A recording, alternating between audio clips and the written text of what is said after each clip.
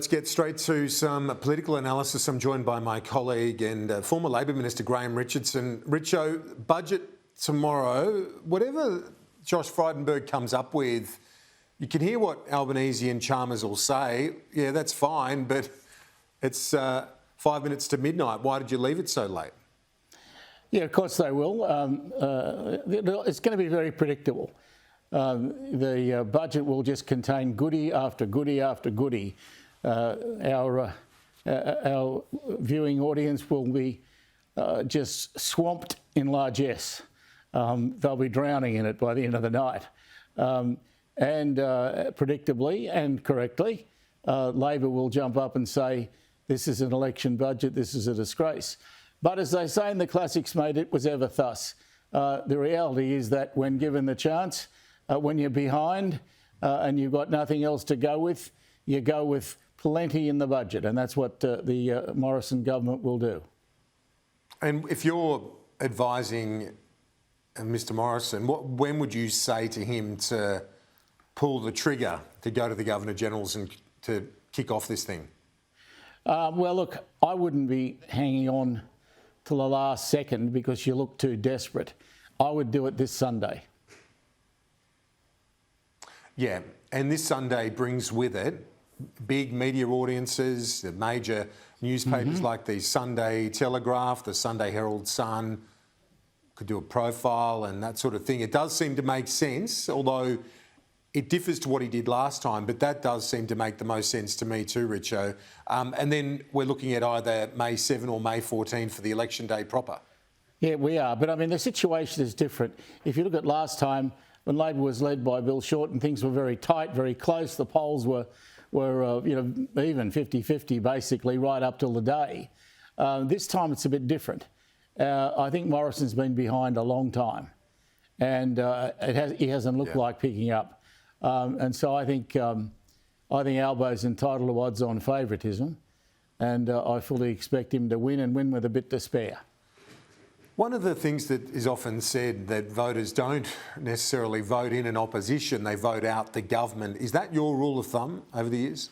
Pretty much, yes. I think they simply tire of governments and they say, we'll give someone else a go. And I understand that. I don't think there'll be any more 16 years of Menzies with one Prime Minister dominating the place for a decade and a half. I don't think that'll ever happen again. I think that the 24/7 media that you've got now makes that virtually impossible. You've got to remember Menzies could get on a boat and cruise to England and watch a test series and be away for 6 months. I mean, imagine a Prime Minister trying to do that these days, you'd be shot. You wouldn't last 6 weeks. It's a vastly different world that we face now.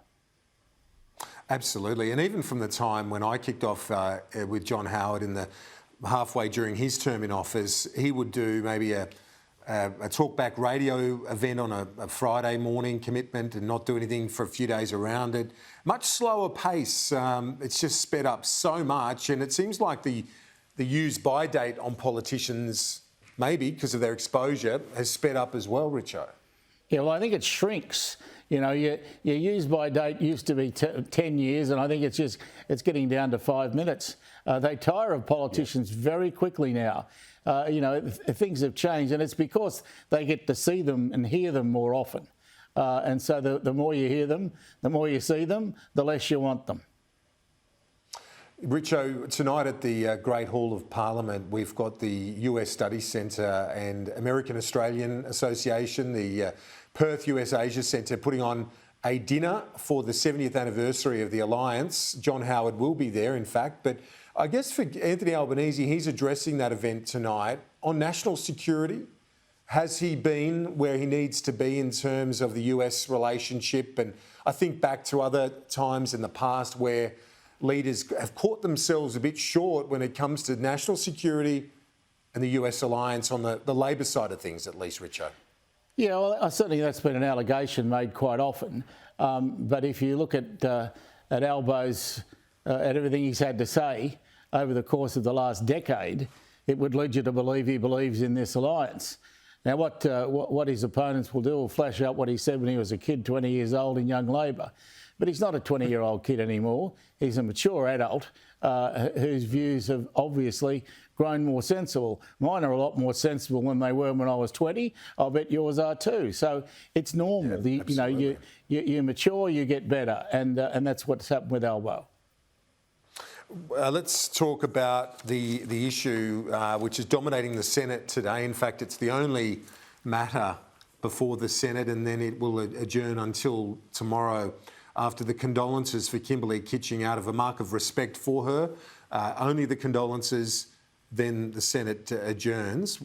From what you've seen over the last couple of days, and in fact the Labor leader today asked about it, where is this matter in terms of the fallout of the bullying allegations?